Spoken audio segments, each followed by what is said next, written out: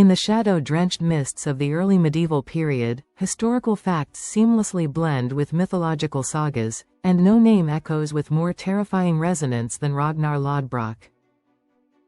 For centuries, historians have debated whether this Viking warlord was a single historical figure or an amalgamation of several Norse heroes whose deeds were combined into one towering archetype. Global popular culture, notably the television series Vikings, has immortalized Ragnar as a charismatic farmer who built revolutionary longships and sailed west to become a legendary king. While this portrayal captures the spirit of the Viking Age, medieval sagas describe a man whose actual life was significantly more brutal and steeped in Norse magic. Born into Scandinavian royalty as the son of the Swedish king Sigurd Ring, his rise to power was sparked by mythological quests testing his bravery.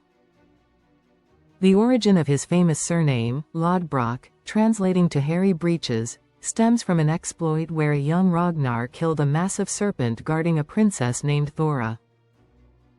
To protect himself from venom, Ragnar boiled animal skin trousers in tar and rolled them in freezing sand, creating primitive armor that allowed him to slay the beast, claim his bride, and earn a nickname that struck fear across Europe.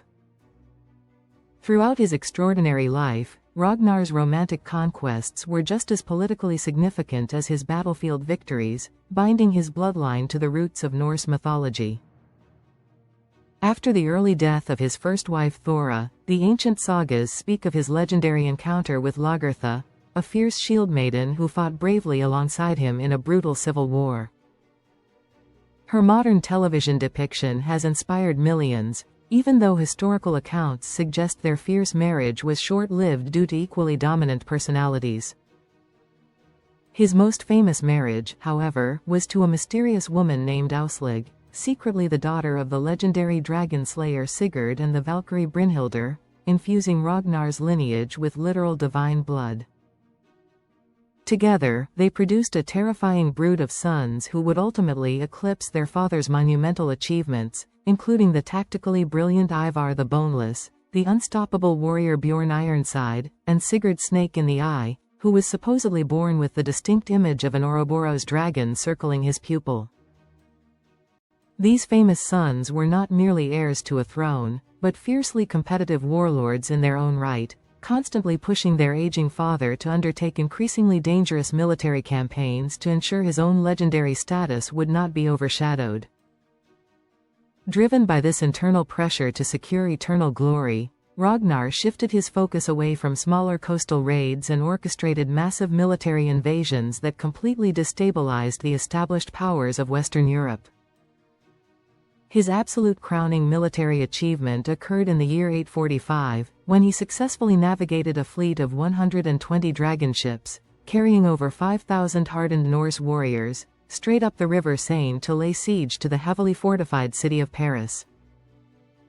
The Frankish king Charles the Bald assembled a massive army to crush the invaders, but Ragnar utilized brilliant psychological warfare, brutally executing over 100 Frankish prisoners in full view of the defending army to completely shatter their morale. Realizing his forces were paralyzed by terror, the Frankish king was forced into a humiliating negotiation, paying Ragnar an unprecedented ransom of 7,000 pounds of silver and gold, essentially bankrupting the city to persuade the Vikings to leave. Modern media often depicts Ragnar utilizing a highly cunning tactic during a siege where he fakes his own death, requests a Christian baptism, and bursts out of a wooden coffin to unlock the city gates from the inside. This magnificent cinematic moment was actually adapted from the historical exploits of his son Bjorn and his companion Hastein during later raids in the Mediterranean, proving exactly how the legends of the father and sons frequently merged into one grand mythological narrative. Despite his unparalleled wealth and terrifying international reputation, Ragnar's insatiable thirst for eternal fame ultimately led to a deeply tragic and arrogant downfall that would violently alter the course of European history forever. Refusing to be outdone by the sprawling conquests of his powerful sons, an aging Ragnar boldly declared that he would conquer the entire Kingdom of England using only 2 standard ships, completely ignoring the frantic warnings of his wife Auslig. This suicidal campaign was doomed from the very moment it began, as a massive coastal storm utterly destroyed his tiny fleet, leaving Ragnar shipwrecked, heavily outnumbered, and completely stranded on the hostile shores of Northumbria. He was quickly captured by the ruthless King Aella, who, completely unaware of the apocalyptic consequences his actions would soon bring, decided to execute the legendary Viking warlord in a manner befitting his monstrous reputation. According to the ancient sagas, King Aella ordered his personal guards to strip Ragnar of his protective magical garments and throw him into a dark, incredibly deep pit filled entirely with highly venomous vipers. As the furious snakes began to strike, flooding his veins with lethal poison, Ragnar did not beg for mercy or scream in agony. Instead, he laughed defiantly in the face of his captors, singing a powerful, ancient death song that welcomed the beautiful Valkyries who would carry his warrior soul directly to the grand halls of Valhalla. In his final, agonizing moments, staring up from the venomous darkness, Ragnar uttered a chilling prophecy that would echo across the seas and seal the violent doom of the English kingdoms, stating fiercely, how the little pigs would grunt if they knew how the old boar suffered. When news of their father's horrific execution reached Scandinavia, his sons did not merely weep.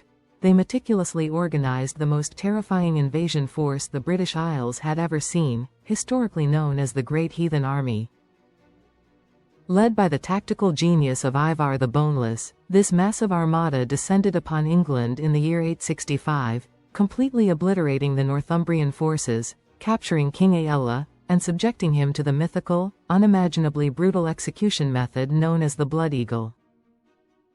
The surviving sons of Ragnar did not just avenge their murdered father, they systematically dismantled the remaining Anglo-Saxon kingdoms, permanently settled the rich land, established the political boundary known as the Danelaw, and forever altered the cultural fabric of the English nation.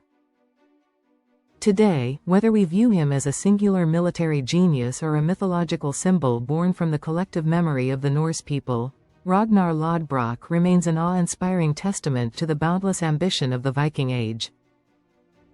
Thank you for exploring the legendary life and brutal death of Ragnar Lothbrok with me today.